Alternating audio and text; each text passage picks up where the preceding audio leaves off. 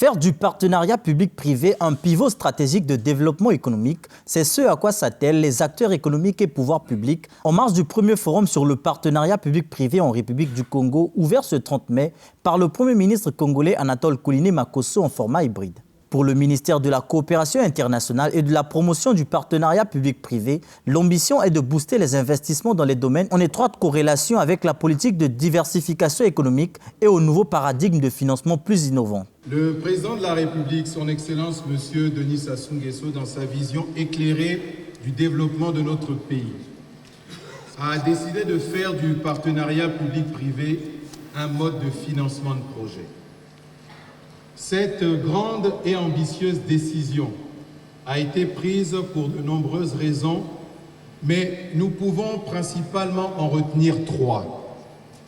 La première est qu'il est un mode de financement innovant qui représente une alternative à l'endettement public.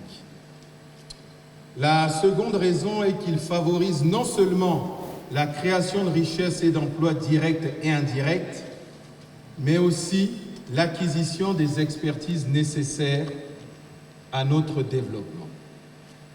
La troisième raison est qu'il constitue un accélérateur de la diversification économique qui, ne l'oublions pas, est l'un des objectifs majeurs de notre gouvernement. En s'appuyant sur le PND 2022-2026, le Congo a déterminé plusieurs axes prioritaires, ce en vue de propulser le développement socio-économique tant prôné par l'exécutif. Les acteurs économiques vont donc se plancher durant 2 jours sur plusieurs thématiques afin de définir les mécanismes sûrs favorisant un environnement propice aux affaires.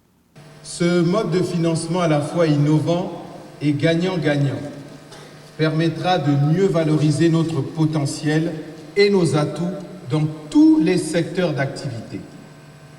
C'est ainsi que les partenariats publics-privés devront jouer un rôle prépondérant pour combler une partie du gap de financement de notre plan national de développement 2022-2026, qui se décline, comme vous le savez, en 6 axes prioritaires qui sont les suivants.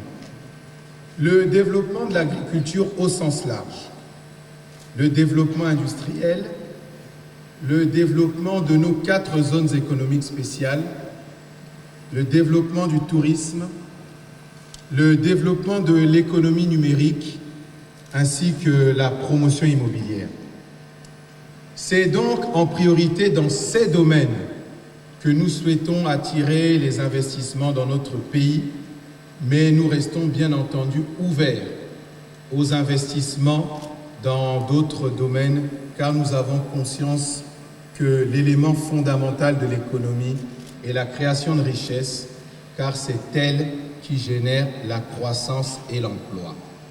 La République du Congo, qui se relève peu à peu après la crise économique, compte aussi sur la contribution du secteur privé pour insuffler sa politique de développement.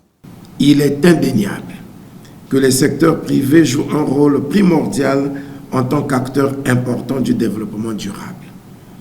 De ce fait, il constitue un partenaire important pour la mise en œuvre des politiques publiques dans la perspective de la transformation structurelle, de la création d'emplois et de l'émergence des États. Ce qui justifie la place du partenariat public-privé comme maillon essentiel dans la mobilisation des financements intérieurs et extérieurs nécessaires à la construction de notre pays. Il importe donc, à la faveur de ce forum, d'inciter les décideurs, les experts et les investisseurs ici réunis à échanger profondément leur vue sur les enjeux de ce mode de financement au Congo en vue d'accélérer le processus transformationnel de son économie sur une trajectoire de développement durable. C'est dans la vision de faire du Congo une terre d'opportunités de par ses potentiels et atouts que se tient ce forum.